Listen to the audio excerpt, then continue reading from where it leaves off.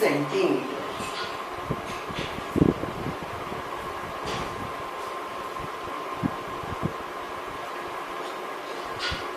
Hello students, आज हम cube पढ़ने जा रहे हैं।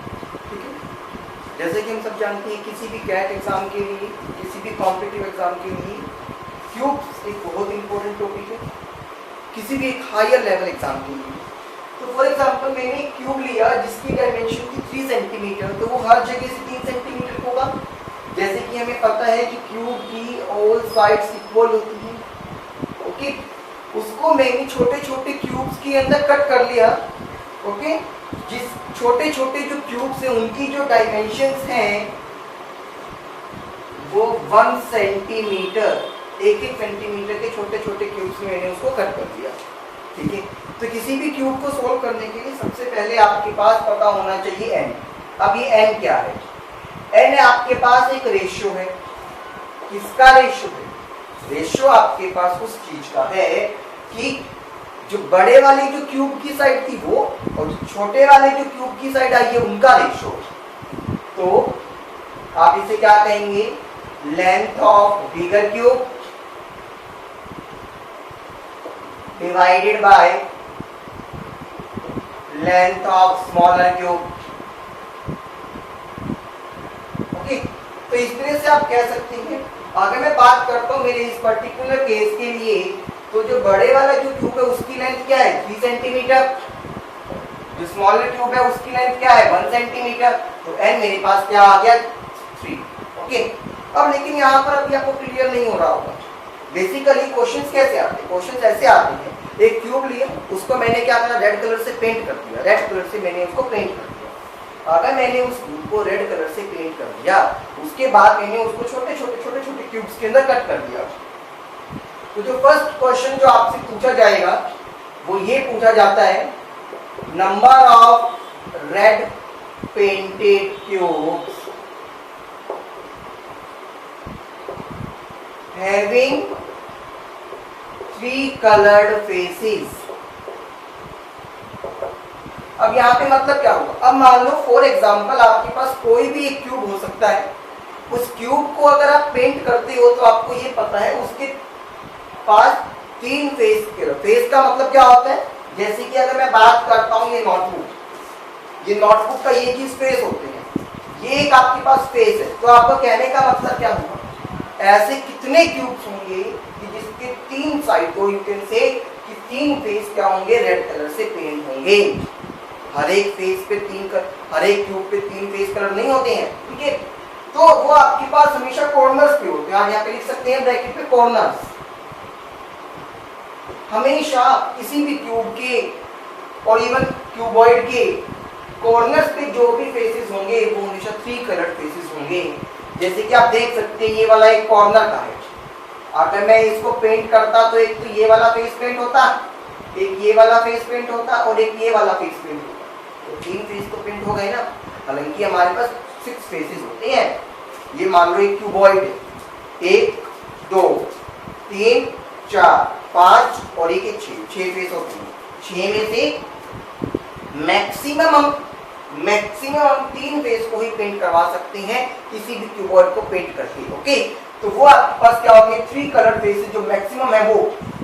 अब एक बात बताओ, एक कॉर्नर तो ये, एक कॉर्नर इस तरह से यहाँ पे होगा, एक कॉर्नर यहाँ पे तीसरा, ये 4, ये 5, ये 6, पीछे होगा 7 और एक ये 8। कितने कॉर्नर्स होते हैं हमारे पास क्यूबॉइड में? आपको ऐसे याद रखने की जरूरत नहीं है, हमें तो एग्जाम में क्वेश्चन करना है ना वहाँ पे। तो कितने ऐसे आपके पास कॉर्नर्स होते हैं किसी भी क्यूबॉइड में? 8 कॉर्नर्स होते हैं। तो मेरे पास यहाँ पर क्या आएगा? 8 आंसर आ जाएगा। ठीक है स्टूडेंट, इसी तरह से अगर मैं बात करता हूं number of cubes having 2 coloured faces. अब ऐसे क्यूब्स जिसके अंदर सिर्फ 2 ही कलर यानी कि 2 ही फेस कलर होते हैं। अब ये देखो एज के अलॉन्ग, ये हमारी साइड है एज। कितनी साइड्स होती हैं? 12 साइड्स होती है ना हमारी किसी भी क्यूब के अंदर। तो एक चीज देखो, अगर मैं आपको ये बताऊं, एक तो ये वाला फेस और एक ये वाला फेस, एक इस पर्टिकुलर क्यूब में तो खाली एक ही क्यूब हमारे पास क्या होगा जो पेंटेड है। इसी तरह से एक ये वाला क्यूब होगा, एक ये वाला होगा और एक ये वाला होगा। सिमिलरली एक ये वाला होगा, एक ये वाला होगा, एक ये।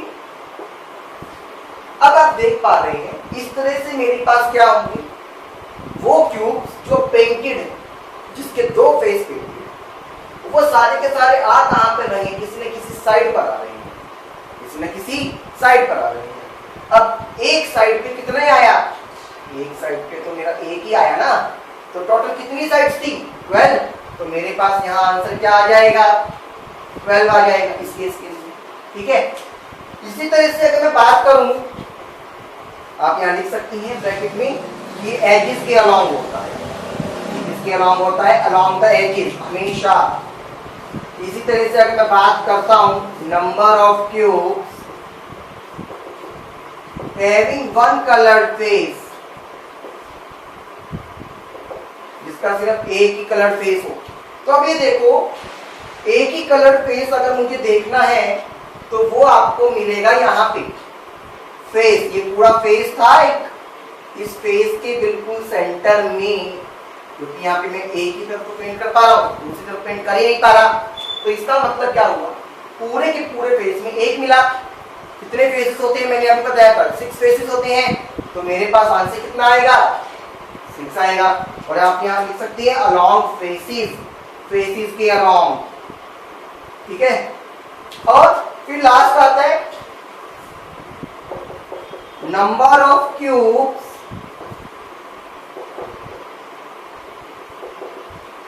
हैविंग 0 कलर्ड फेस, जिसके पास एक भी फेस ऐसा नहीं है जिसके ऊपर पेंट हुआ हो, वो हम यहाँ देख नहीं सकते।